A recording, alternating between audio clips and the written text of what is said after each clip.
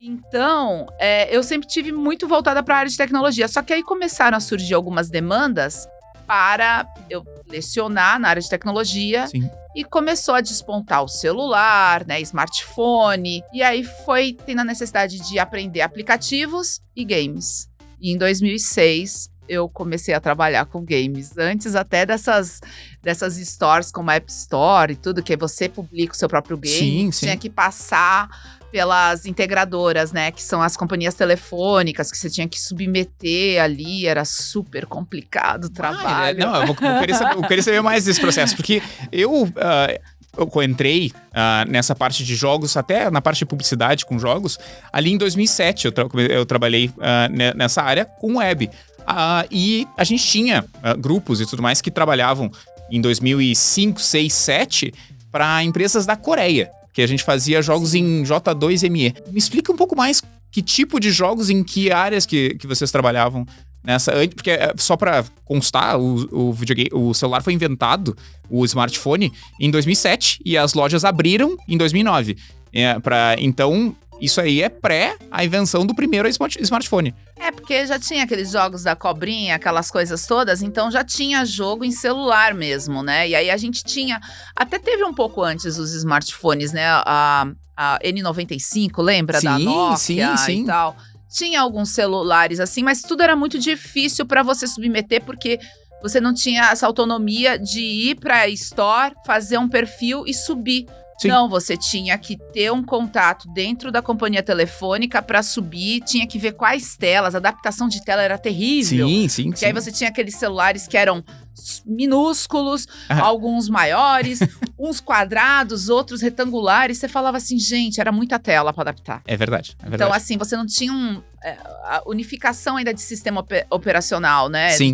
Então, isso era meio complicado. E começou a ter demanda publicitária e demanda dentro de sala de aula, que eu comecei a lecionar em 2003, no ensino superior, e não tinha livro no Brasil. O que você encontrava de livro era marketing via SMS. Aí você falava, gente, era terrível isso, né?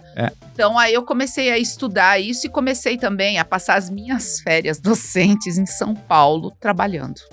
Belas férias. Vinha pra cá, desenvolvia uns projetos, um mês inteiro. Aí comecei a desenvolver para algumas marcas, tipo Grendene, algumas propostas comerciais, enfim, Coca-Cola e tal. Então, trabalhei em umas agências de mobile. E aí, eu voltava lá para o Sul, e aí eu já estava morando em Santa Catarina, mais ou menos nessa época, era 2005, 2006, que aí eu comecei a trabalhar com games e aplicativos. Em 2007, a gente teve a App Store, que revolucionou o mercado e que facilitou muito... você subir os próprios jogos e tudo mais. Então, todo esse cenário, assim, essa mudança, né, no Brasil, a gente foi acompanhando. E teve, eu acho que, 2 grandes momentos também, aproveitando isso, que foi a questão das redes sociais, que a gente tinha o boom do Orkut e as fazendinhas também no Facebook. De repente, tudo meio que acabou, né, essa área, né, uma vez que o Orkut... desligaram lá a chave do Orkut, né? Chega de Orkut. Exato. E aí o Facebook também meio que descontinuou também isso, né? E teve a própria questão do Flash, porque a gente desenvolvia muito jogo em Flash. Sim, é verdade. Né? E foi quando em 2008, assim, então eu morava lá no Sul, no Rio Grande do Sul, depois fui para Santa Catarina um tempo lecionar ali na Univale, ali na região ali de Balneário Camboriú e Itajaí. E aí eu resolvi voltar para São Paulo em 2008. Sim. Desde então eu tô por aqui trabalhando. E foi quando eu fundei o meu primeiro estúdio, que foi a 8D Games. 8D Games. Porque, era aquela necessidade que você começa assim, meio de... aparecem uns projetos pra fazer, você tem que emitir nota, você também às vezes trabalha em outros lugares também como PJinha. Então eu falei, vou abrir essa empresa e o plano B virou o plano A durante um dado momento. Eu tive a empresa até 2012, que aí eu já estava lecionando em FATEC, em cursos de jogos digitais, desde 2011, que eu sou concursada pública aqui em São Paulo, né, e continuo até hoje.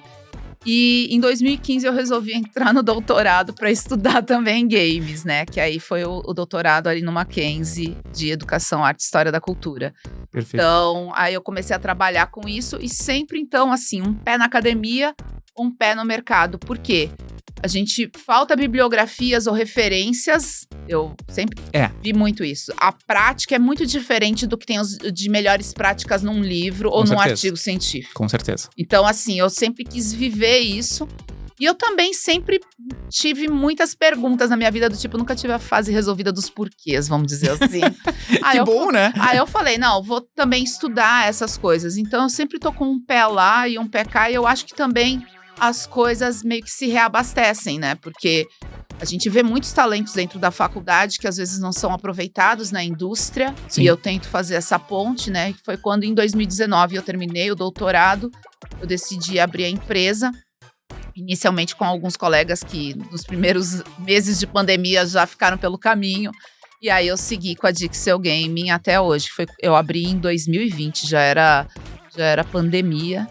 E aí estamos até hoje desenvolvendo alguns projetinhos, muito às vezes de forma bem experimental. Eu gosto dessa pegada, assim. da parte mais prototipagem e experimentos de coisas, de novidades. Eu gosto de fazer o que ninguém tá fazendo. Eu não quero fazer, de repente, assim, a gente tem condições de fazer alguns jogos maiores e tal, de manter uma equipe.